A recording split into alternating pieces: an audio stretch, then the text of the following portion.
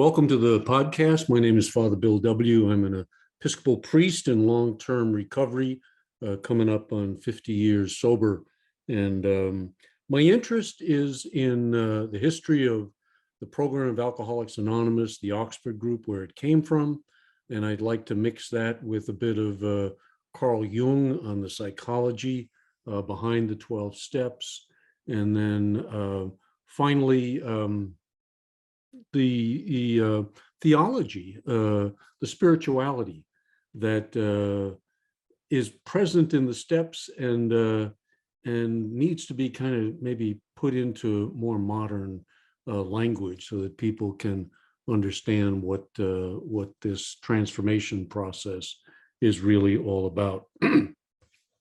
Got kind of a long episode today, so I'm going to cut the introduction short. We're working on shadow, the concept of shadow that was developed by Carl Jung, the dark side of our personalities. And most of us have a pretty strong dark side. And I think it has something to do with winding up in recovery, and we need to understand it. So that's the purpose of this, is trying to give greater understanding to the concept of shadow, how it works in our lives, and what place it has in the recovery process. This is fourth step stuff. This is 10th step stuff. That's all shadow work. Looking at what's going on deep inside of me and bringing it into real awareness. We're using the book by Robert Johnson. It's titled Owning Your Own Shadow, Understanding the Dark Side of the Psyche. And Johnson is a wonderful writer, so I'm going to read pretty extensively from some of his chapter today. And he just says it really, really well, and then I'm going to make some comments on it as we go along. Hey? In the first episode, we talked about the power of shadow. I read from the introduction, and there he talks about the shadow being like water, running through the rocks and the limestone, and then bubbling up in an artesian well. And we try to control it. We try to organize it. It doesn't seem to work very well. It's got a lot of power and needs to be treated with respect. And if that doesn't happen, it's going to flow somewhere else and come up a little further, a mile or two down the road there. There's a great deal of energy in shadow, and when it does erupt, sometimes it's like, whoa. Where did that come from? I wasn't myself. Well, yes, I was myself, but I was a part of myself that I'm not very in touch with. And so we're going to dig into this and look at how it originates inside of us. To start off with this quote, Johnson says, we're all born whole, and let us hope we'll die whole. But somewhere early on our way, we eat one of the wonderful fruits of the tree of knowledge. Things separate into good and evil, and we begin the shadow-making process. We divide our lives. In the cultural process, we sort out our God-given characteristics into those that are acceptable to our society and those that have to be put away. This is wonderful and necessary. And there would be no civilized behavior without this sorting out of good and evil. But the refused and unacceptable characteristics do not go away. They only collect in the dark corners of our personality. When they have been hidden long enough, they take on a life of their own, the shadow life. The shadow is that which has not entered adequately into consciousness. It is the despised quarter of our being. It often has an energy potential, nearly as great as that of our ego. If it accumulates more energy than our ego, it erupts as an overpowering rage or some indiscretion that slips past us, or we have a depression or an accident that seems to have its own purpose. The shadow gone autonomous is a terrible monster in our psychic house. So what Johnson is saying there is that human beings are born whole, and this is the Garden of Eden experience. But the world then winds up being split into good and evil, darkness and light. And in order to get conscious, in order to become conscious, this has to happen, you see. When we eat of the fruit, it isn't just we eat of the fruit of evil. We eat of the fruit, it says, and this is just a story, guys, we eat of the fruit of good and evil. And what the authors of that story are talking about there is human consciousness. That to be a human being, it feels inside like once we were whole, but now we have separated into different parts. And consciousness actually demands that we split. But the unacceptable parts of us, what do we do with those? The parts that we're not proud of, the parts that we don't want to look at. You know, in the story, it goes on in the Garden of Eden. God comes walking through the garden, and there's Adam and Eve. Now they've eaten from the fruit, and they're hiding. And he said, "Well, why are you hiding?" And they say, "Well, because we were naked." And then a marvelous sentence that often gets overlooked. But God says, "Who told you you were naked?" Now there's consciousness. Who told you that you're split, that you're not whole? Did you eat from this fruit of good and evil, of splitting things up, of saying this is good and that is bad? You know, is that what you've done?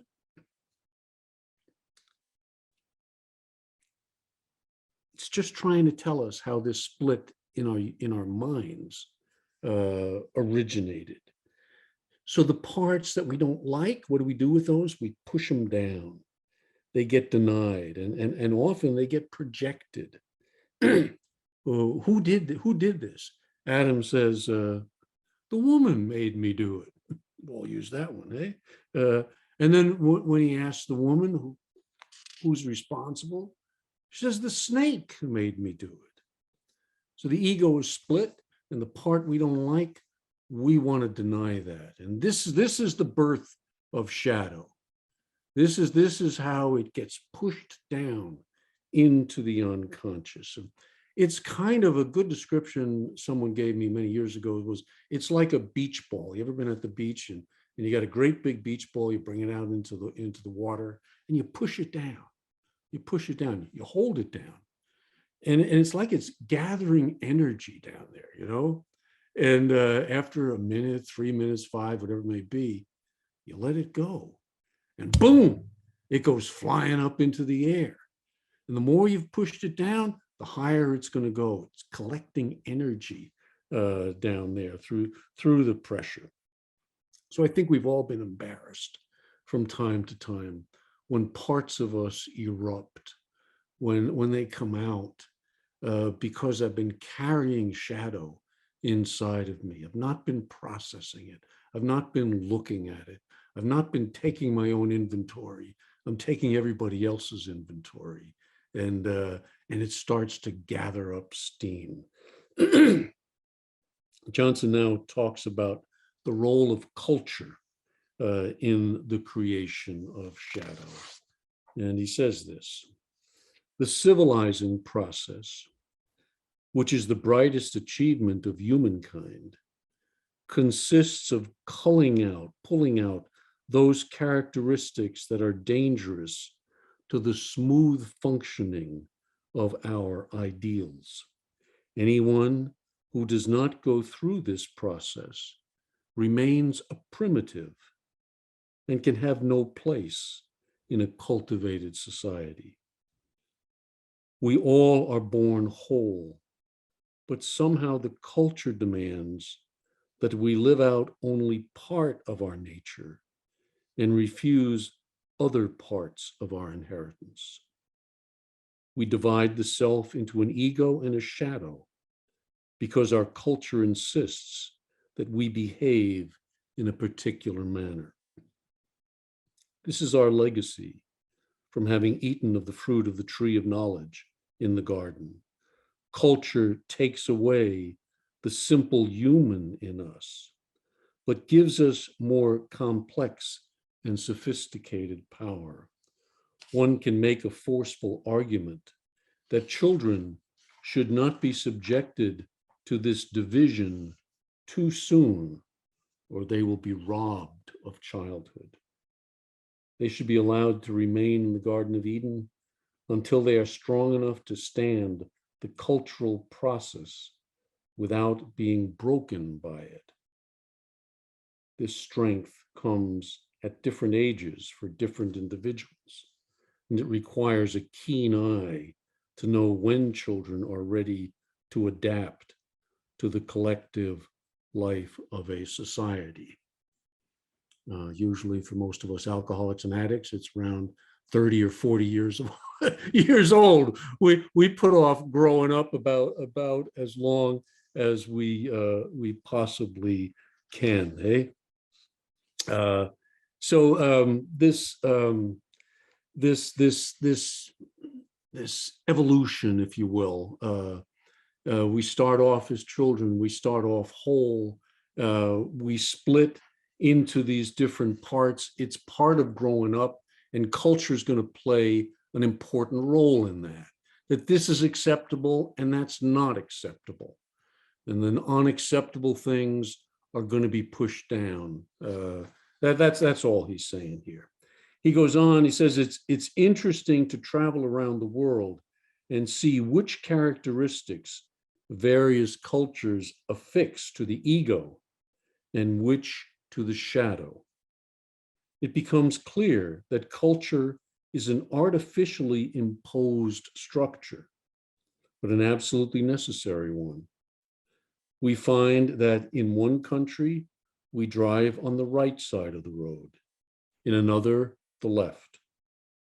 In the West, a man may hold hands with a woman on the street, but not with another man. In India, he may hold hands with a male friend, but not with a woman. In the West, one shows respect by wearing shoes in formal or religious places. In the East, it's a sign of disrespect to wear shoes when one is in a temple or a house. If you go into a temple in India with your shoes on, you will be put out and told not to come back until you learn some manners. In the Middle East, one burps at the end of a meal to show pleasure. In the West, this would be very bad manners.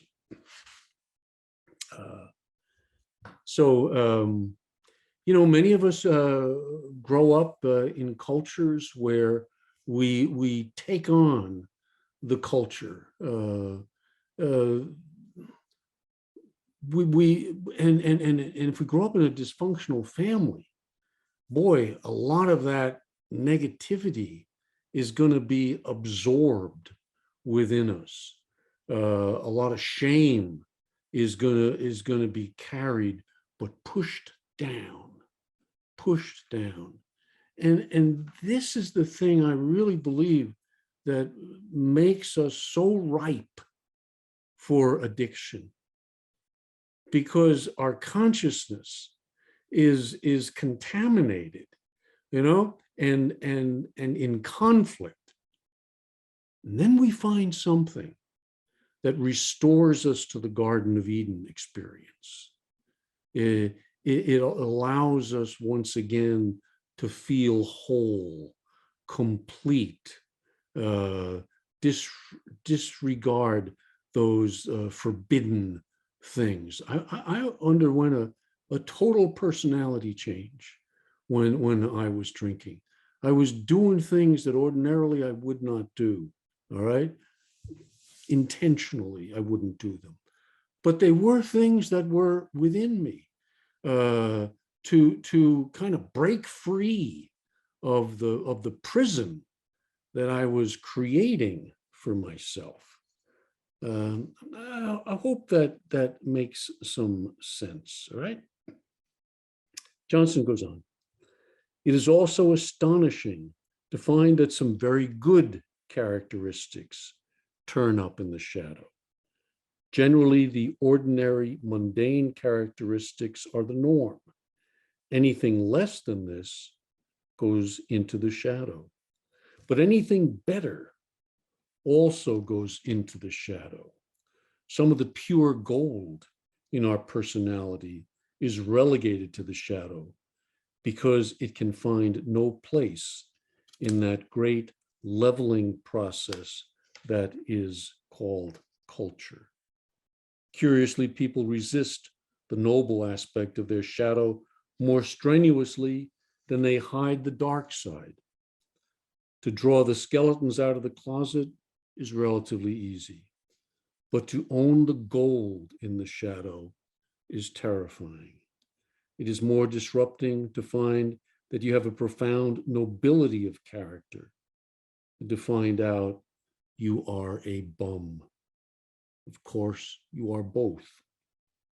But one does not discover these two elements at the same time.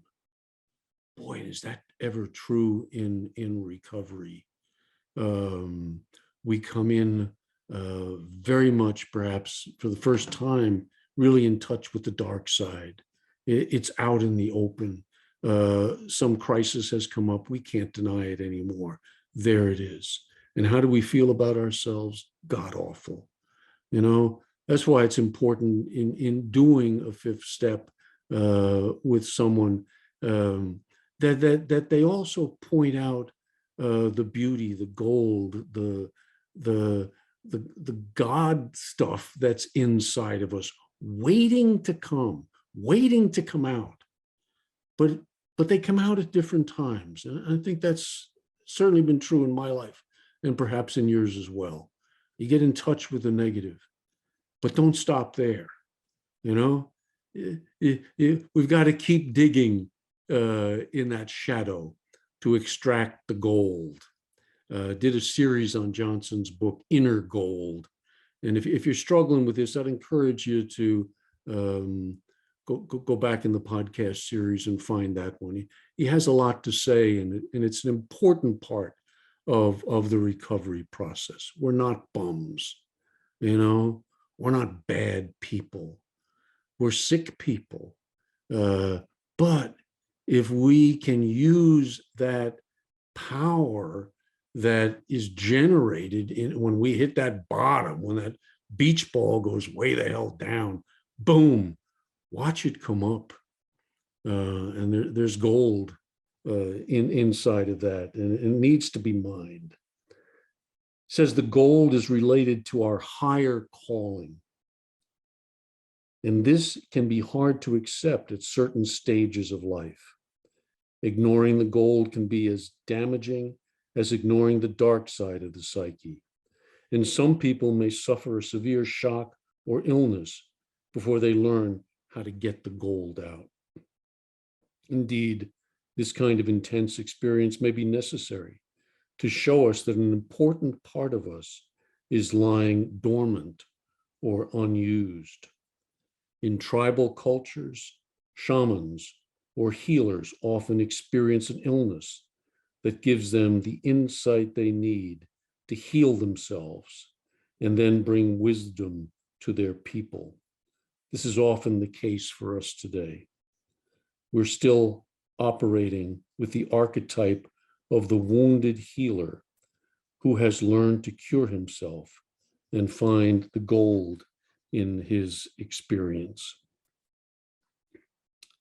Now, I want to stress once again that there's power in this inner world, in this shadow world. And there's good stuff in there and there's bad stuff in there. All right, if you want to put them into the split, the categories.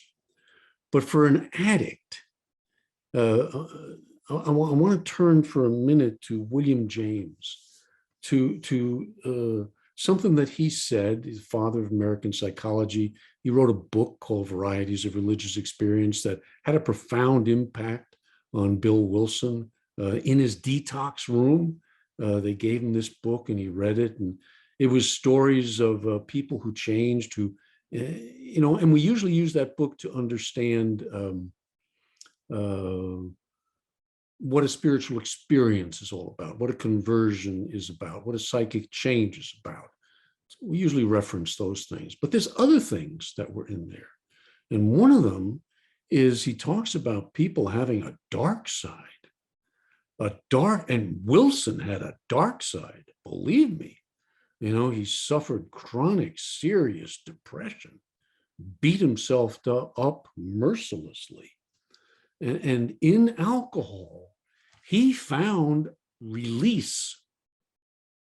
He found release.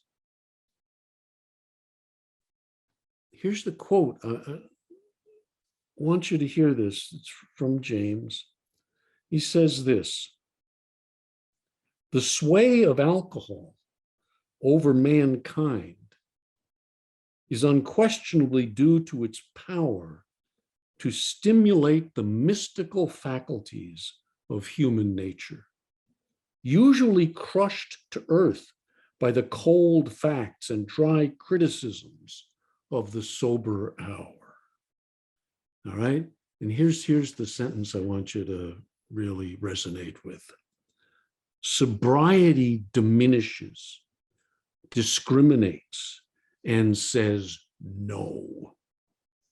Drunkenness expands, unites, and says yes, yes." And if you want to understand psychically what I believe is going on in that first step thing, that we all struggle with, is we're split. There's a part of us that wants to be good and responsible and members of our group and society, all that good stuff. But we're doing it at the cost of the spontaneity, of the aliveness that is also inside of us and being pushed down. I remember a number of years ago, I was doing a lecture with about 25, 30 young guys in early recovery. It was at a treatment center, and I was supposed to be the chaplain there, but we were doing some young as well. And instead of going to the normal lecture stuff, they're sitting there half asleep, and okay, this guy's going to come in and talk about this, that, and the other thing. I just started probing with them. What did alcohol and drugs do for you? What did it allow you to do that you couldn't do otherwise? And I'm telling you, we tapped into shadow. And they had permission to bring up, to open the door. What did it do to me? Let me tell you what it did to my sex life. Let me tell you what it did to my feelings about not fitting in and being told I was nothing and never going to amount to anything. It took me to a different place. Now that's powerful stuff. That's pushed down. And I'm saying, no, don't drink, don't drug. And there's another part of me that's in there saying, if you do that, you ain't going to live. There ain't going to be no life left to you. And that's why I think this digging down. Johnson doesn't say this in this book, but he does in another book. He says, when I talk to addicts like this, I tell them what you were seeking was right. That we're seeking transcendence, that we're seeking a rejoining, we're seeking a wholeness, but we're doing it all wrong. We're doing it in a way that will never lead to that. All right? It just isn't. But the battle still rages. And this is why I think shadow work is so very, very important. To go inside, to get honest about the stuff that's going on deep within us, to raise it up into consciousness. Okay? And then to sort it out. And to find joy and happiness and peace and fun. You know, we are not a glum lot, the book says. We insist on having fun. We insist on allowing that energy that is within us, that thirst for freedom, that thirst for wholeness. We insist on finding fulfillment to that, to say yes. To say yes, not just no, but to say yes. Johnson sums things up, looking at the different stages of life and what's going on there. And a quote from him once again. It says, wherever we start, and whatever culture we spring from, we will arrive at adulthood with a clearly defined ego and shadow, a system of right and wrong, a teeter-totter, a seesaw with two sides.